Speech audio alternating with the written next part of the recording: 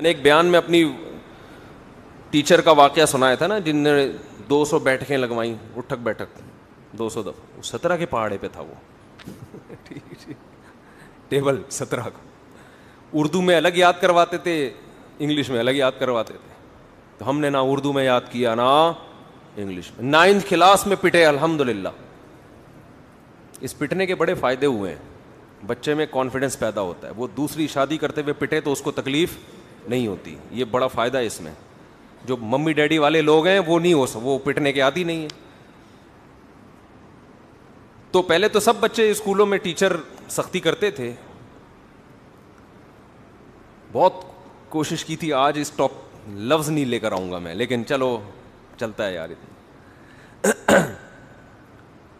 تو اب انہوں نے کیا کیا، 9th کلاس میں ہمارے ٹیچر ہمیں کیمسٹری پڑھاتے تھے. اللہ ان ٹیچر اگر زندہ ہیں تو اللہ ان کی عمر میں اور برکت دے، اور اگر انتقال ہو گیا اللہ ان کی مغفرت فرمایا. بہت سے ٹیچروں سے رابطے کی کوشش کی ہے لیکن ہو نہیں رہا رابطہ، پتہ نہیں کون کہاں چلا گیا.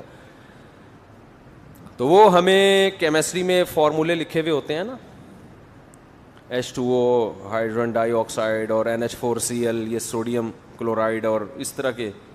اب تو بھول بھی گئے، ہو سکتا ہے وہ نیچے لوگ کہہ رہے تھے سوڈیم نہیں ہے بھائی کچھ اور ہے. اب چھوڑو یار جو بھی ہے، ابھی بات کو فوکس کرو، بندہ کیا کہہ رہا ہے.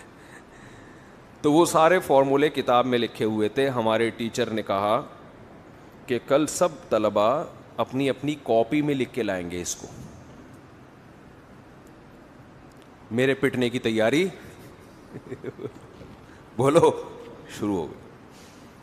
میں سوچ رہا تھا کہ جب یہ بک میں لکھے ہوئے ہیں تو یاد کرنا ہے تو یہیں سے کرو، کاپی میں لکھنے کی بولو کیا ضرورت. ہینڈ رائٹنگ صحیح کرانی ہے تو 9th کلاس ہینڈ رائٹنگ کے لیے تھوڑی ہوتی ہے. اور وہ تو یعنی مطلب یہ کہ اس کا کوئی فلسفہ کھوپڑی میں آیا نہیں. ٹیچر نے کہا اور 10-12 صفحات تھے، لکھ کے لاؤ، لکیریں کھینچو اسکیل سے، یوں کرو بھی لکھو. اتنی ٹینشن کہ یار یہ کیا کام ہے یار، اس کا نہ کوئی سر نہ پیر نہ کوئی تک. نہیں لکھے ہم نے تو ہم تو جو لکھنے کا کام تھا وہ نہیں کرتے تھے. جو ضروری ہوتا تھا اس میں 10 دفعہ سوچتے تھے. یہ تو ویسے ہی اسلام میں ہماری ایک رائے تھی کہ اس کا اسلام میں کیا ہے، یہ اس کو تو عملی زندگی سے کوئی. اب ٹیچرز بھی تو بعض دفعہ ایسے ہی کر رہے ہوتے ہیں نا، ویسے ہی تو نہیں لکھا ہم نے. اگلے دن وہی ہاتھ ایسے ڈنڈے 2-4 دفعہ ڈنڈے کھائے، پھر انہوں نے بغیر کرسی کے ہوا میں بٹھا دیا ہم کو. آپ تھوڑی دیر بیٹھ کے دیکھیں تو آپ کو پتہ چلے گا. یعنی بیٹھے ہوئے ایسے ہیں جیسے کرسی پہ، لیکن حقیقت میں کرسی تشریف کے نیچے نہیں ہے.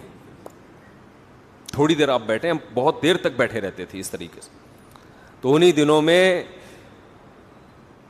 ہمارے محلے سے کچھ لوگ ملنے کے لیے آئے اسکول میں کہ دیکھیں اس محلے کے بچے اسکول میں کیا کر رہے ہیں، کیسے پڑھ رہے ہیں، کیسے اسٹڈی ہو رہی ہے.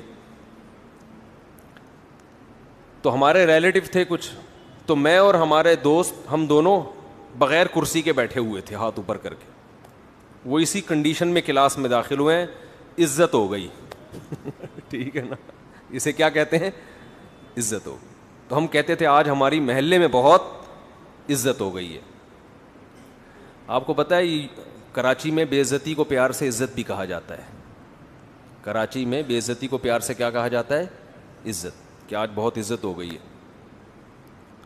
جیسے غیبت کو ذکر خیر کہتے ہیں، آپ کا ذکر خیر ہو رہا تھا، مطلب کیا ہے، برائی ہو رہی تھی آپ کی.